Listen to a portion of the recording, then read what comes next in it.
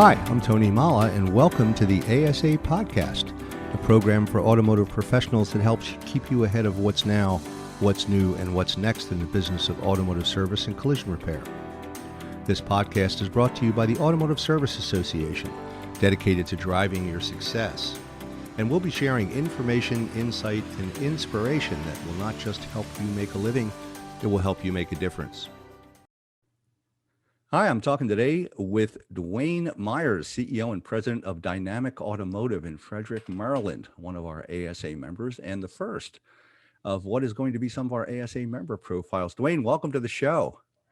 Tony, thanks for having me. I'm excited to be here. Yeah, I'm glad you could make it. You came to my attention for a couple of reasons. Let's get one thing right out in the open. Your service advisor, Jason Sexton, was the very first winner of the Apex Service Advisor Award. So congratulations to him and your team. Yeah, we're really excited for him and happy, and it's well-deserved. I think the main focus of why he won was because he is an educator, not just to our customers, but actually to our other team members as well. And he's always trying to help. He loves to learn, and then he loves to share. So being willing to give, a giver, a teacher's a giver, like a mentor, and he is that. So definitely well-deserved. He's a great salesman, but what it came down to is he's a better teacher. Yeah. Well, again, kudos from all of us. That's quite an achievement, and I am delighted that it coincided with our conversation today. So, But let's dive right in. First of all, tell us a little bit about yourself. How did you get into the business? Man, you're stretching back, Tony. Let's see. Actually, I've been around the industry in repair. I started in the Army working on tanks. So I started really big. I slowly got smaller. I spent 3 years in the Army working on tanks, and then I got out and started working on tractor trailers. I thought it was a natural, you go from really big to just big, and worked on that for quite a few years. Dabbled even a little in small engine, but I met Lee and Jose, my two business partners. I was going to college actually at night. I wanted to work on cars while I was, I was doing heavy duty because I had learned that in the service, but I wanted to work on cars. So I was going to college at night using my GI Bill. And one of my teachers was Jose's boss at Capital Cadillac. And he got us together because they were getting ready to open Dynamic, which was in 1995. And I got to know them when they first opened it in 1997 when I graduated from college. I left heavy duty and went up in 1997. I went up there and actually started working part-time. Still stayed in heavy duty, but at night and weekends worked part-time in a little two-bay shop they had. Interesting. And you said Dynamic Automotive started in 1995. When did you become the owner? Well, I'll give you a little more history that'll lead right into that. But they opened it in 95 with just the two of them. In 97, I came on board part-time. They had some other help there at the time. In 2002, they bought a second location, and I came on full-time as the lead tech over there. A year later, bought property to build this huge building I'm in right now in Urbana, which was a repair shop, quick lube, car wash, detail center. It's a 13,000 square foot building we built from the ground up. And we basically, of course, we had some struggles back then doing a ground up in such a large facility we built. But I would say it was 2008. They had decided that they needed me to be part of the team. Because I told that when I came on board, I was either going to do my own thing eventually, or I was going to join them. And they said, hey, why don't you join us? So I did that in 2008.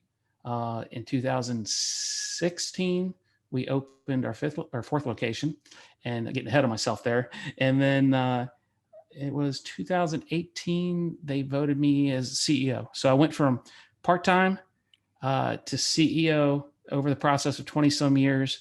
And now we're here today, and we are looking for our fifth location right now, definitely. Because that first 2-bay garage, last year we opened an 8-bay facility we built from the ground up there. So we've done 2 builds from the ground up, and that one went a lot better and has actually been doing really well.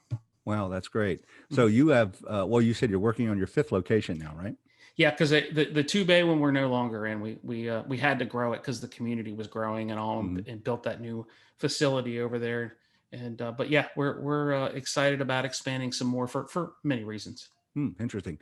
Tell us a little bit about Dynamic Services. What do you offer? Just general repair services or? Well, actually, we of course we work on all makes and models, but we pretty much do. We tell people everything but body work. Of course, Mhm. we do a little bit of body work, but that's not our forte. But all kinds of maintenance, anything from regular quick loop services and maintenance to heavy duty repair. Of course, diagnostics, reprogramming, flashing, uh, quite a bit. Pretty much, if a car needs it, we can handle it. Interesting. And with 4 locations, how many, and sounds like a lot of bays, how many technicians do you employ? How many? It varies by shop. We have two larger shops and two smaller ones. Mhm. Um, and I want to say we have about 13, 14 technicians, but then we have, of course, some helpers, and we have the Quick Lube has about eight people in it because that's more of your hourly, and we pull a lot of talent out of there and put in our apprenticeship programs to put in the base to become technicians. The whole part of growing your own. The Quick Lube actually gives us an opportunity to try out people, and if we see they have the ability and the want, we can put some knowledge and skill behind it to get them, as Jose would say, turbocharged into the industry. Hmm. Let's stick on that subject for a second because you had mentioned something that's near and dear to my heart. You have an apprenticeship program in your business, right? Yes, we do. They've been very successful. We actually have two. We have a youth program, which is a lot like AES. When ASE had the AES program, Sure. we have a youth program that is high school. We bring them in. They actually get credits while they're working. Um, but it's brought in a lot more young talent where we were struggling for years to get young talent in the door. That's actually really helped us, which gives us opportunities because we get to see more people Hmm. and get the pick out of that. And then our registered program is we go through the state, and it's a 3-year program where they're going to college. They're taking college classes. They're teamed up with a mentor, working full time. Been very successful. We've had some real rock stars come through there. It's amazing when you give uh, people the ingredients they need and what they can do with it and grow. And we've been very happy with it. There is definitely cost to it, but the benefit far outweighs it. We're lucky. We have a great team, but we're not ones that's desperate for help. We Hmm. actually have a solid team, and our team sticks with us. So we're really happy about that. Finding qualified technicians is one of the biggest challenges we face as an industry. It sounds like you've got it pretty well under control. You don't have any trouble finding techs when you need them? We're It can always be a challenge finding the right tech Hmm. and the right person because we're all about the team and getting the right person on board. But I feel we're definitely a lot better than most. When we were going from that 2 bay to that 8 bay garage, when we were replacing our very first location, uh, we were already grooming. We had apprentices and all already in the process. So when those doors opened, we had someone to fill in those bays. And then people hear about how we develop our team and all in training and how we have career paths. We were able to get a couple other ATECs on board pretty quick. And through COVID even made it a little easier because, not everyone was taking care of their team. So people were looking. And if you have a name of someone that actually takes care of and develops, actually puts something into their future, they want to come on board. Well, that's what I hear whenever I talk to some of the young folks that are in programs right now. What they're looking for is as much loyalty from their employer as the employer expects from them. You have a training program, I assume, for your technicians. You keep them up to speed. Yeah, actually, we we encourage and not necessarily tell them they have to do it, Hmm. but they know that it's part of being on the dynamic team is it's training is essential, and you're going to do it every year, and you'll do local, you'll go further out and do regional, and then we do stuff across the country too, and it's expected when we hire. During the interview, it's a topic. It's such an important topic to us. We talk about it right then and there Hmm. because you have to be willing to do training. Now we're going to pay you to go. You're going to get paid while you're in training. We're going to pay, of course, pay for the training, the traveling and all, but you have to spend some time and be willing to go. And if you're not willing to go, um, you're not a good fit for our team because everyone here knows that we're getting better. And the only way to get better is to learn. Hmm. Well, the way automotive technology is changing these days, training is it's a given. You have to keep learning. Things are just happening too quickly. It does, Tony. And the thing is, we took it a step further, and I think our apprenticeship programs helped us learn what a career path can give someone. Apprenticeship program gives you a small career path of 3 to 5 years. But we have career paths basically where when we do our review process with our team is we ask them to give us a 1, a 3, and a 5-year goal for your career. Mm-hmm. And then we take those goals. Of course, we encourage them if they feel it's a little light. Sometimes they're a little bolsterous, which I like bold goals. It gets me excited when people are aggressive with their goals, and we help them accomplish them. I have a technician 2 years ago that told me that he wanted to take over this location. So I know he's thinking about me for 10 years. And I know I have 10 years to help him get ready from being the shop foreman to the person in charge. Mm-hmm. So what owner wouldn't want someone talking about them or thinking about them for 10 years? Right now I have about 7 people that want to run a location. So like I said, I need number 5 to come around so I can start filling spots, but they're all in different areas. Some are 6 months, a year out. This one gentleman's 10 years out, right. So we're feeling our future, we're able to grow because we have the talent and we're developing them as we go. But that whole goal-oriented pipeline, by you helping them accomplish their goals, the tenure and buy-in is so strong. Well, it sounds like you have a great pipeline for growth. One of the challenges with any business is finding the right people, not just technicians, but front end, back end, everything. Mm-hmm. What do you think is one of your biggest challenges? You're a multi-shop operator. You do things a little bit differently than a single location. What are some of your biggest challenges that you see, especially in light of coming through the pandemic? I want to say, I think the biggest challenge for almost anyone, anywhere is communication and making sure that you're communicating clearly, properly, your goals, where you want to head. I found no matter how well you think you have expressed it, told people, there's always one person, especially when you get multiple shops, large groups. I mean, you're talking 40 people that all have families, and you're like, well, how did this one person miss the fact that we were doing this as a company? Yeah. How was that possible? And it is. So I think it's a constant challenge to make sure that what you're doing is communicating, because if you communicate properly, now everyone can get on board and we all can get moving in the same direction. If someone's left out, of course they feel left out and they're not going to be a part of the team. And now they're starting to be an anchor. We were just talking about this the other day. We do a leadership Zoom meeting every Tuesday. We've been doing it since March. Instead of meeting in person, all the location leaders, our HR department, myself, Lee, and Jose, we're all on this and we're talking, we use Slack leadership wise.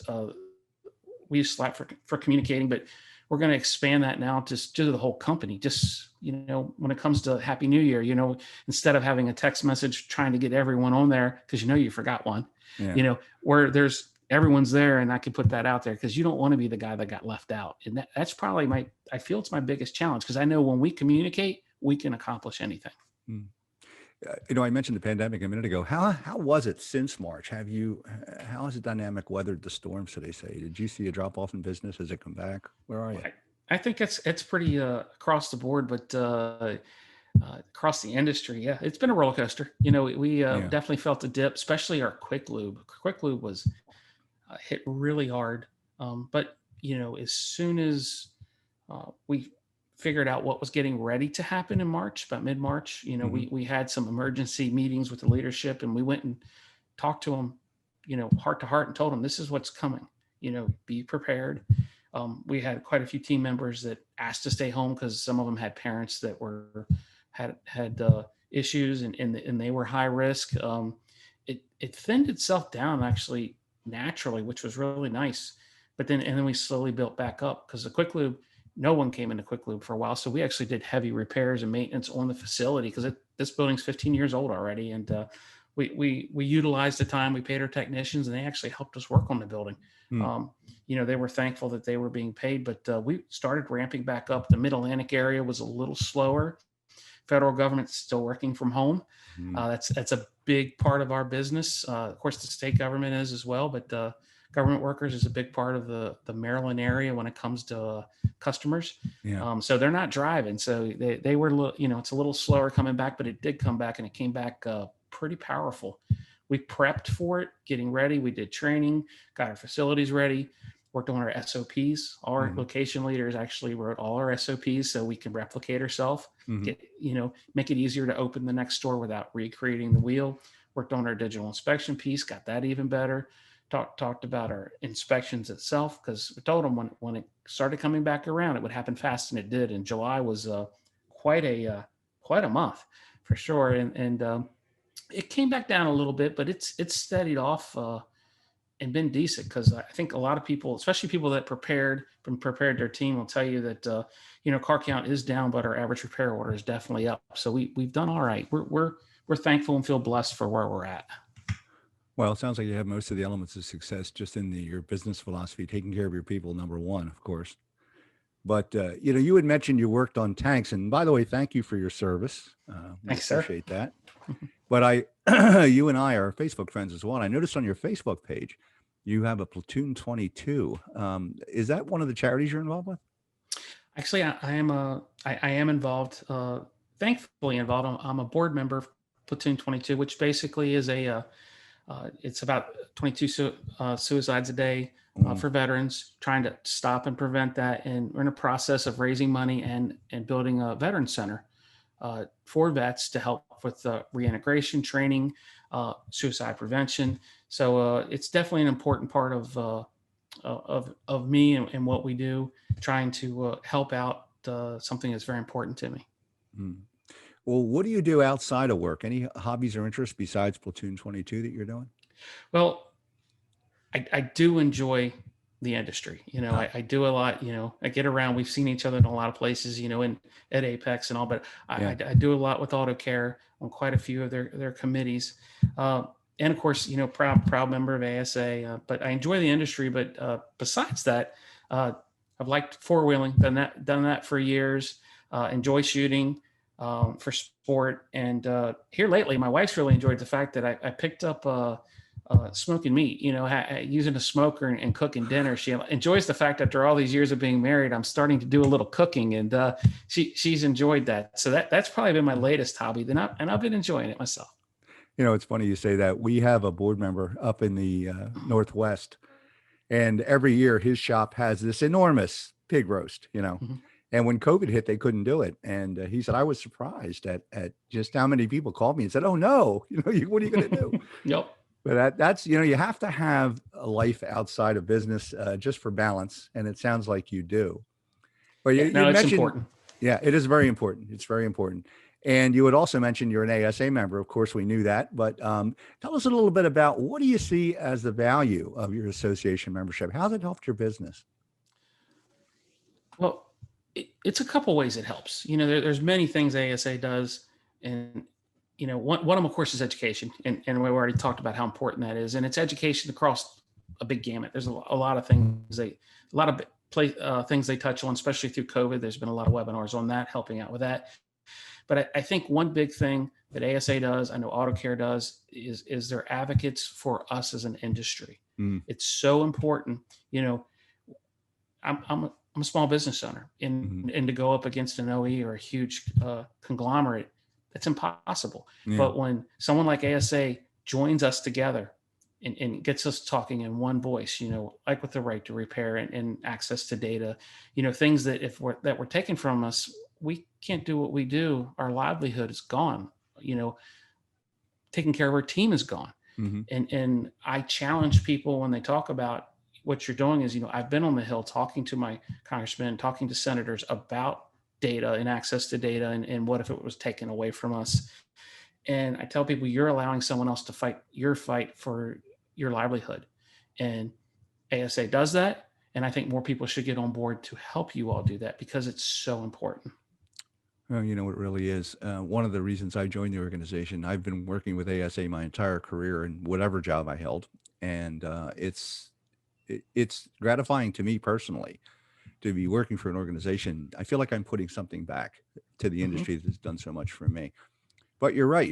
Associations like everybody else took a pretty big hit during the pandemic, and we lost some members. Some shops have closed, and it's not. It's happened across the country. Fortunately, ASA membership is usually comprised of some of the better shops in the industry, like yourself. So they were able to weather the storm pretty well. But we always need more help. You never have enough. It's all a numbers game when it comes to things like legislation. And without a collective voice, a large collective voice, bad things can happen.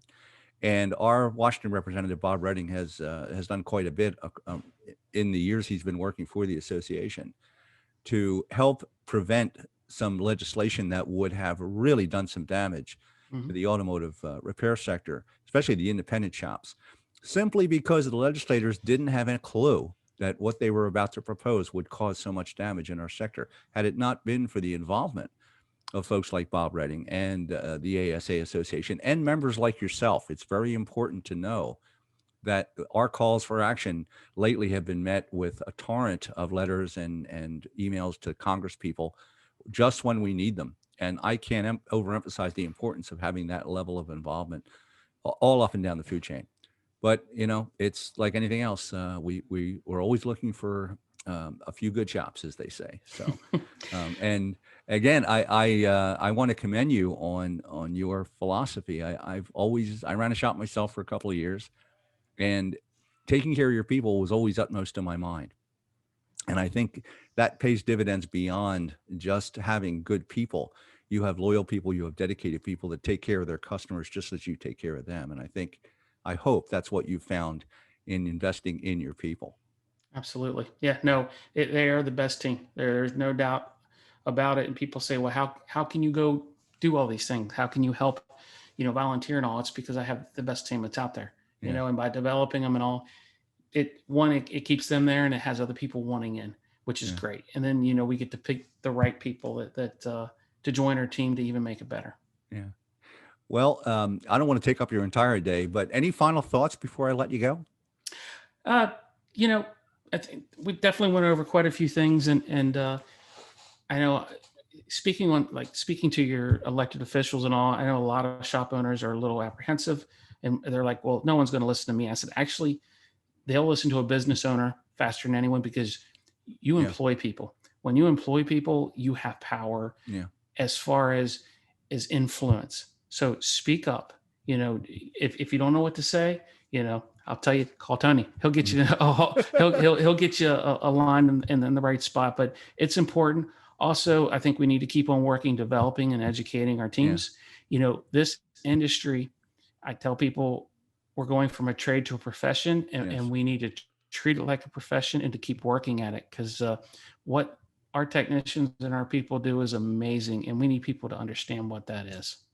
Well, listen, there's a reason we are considered an essential business. And it was pointed out to me by one of the younger folks that I interviewed a while ago when we were still going to live events.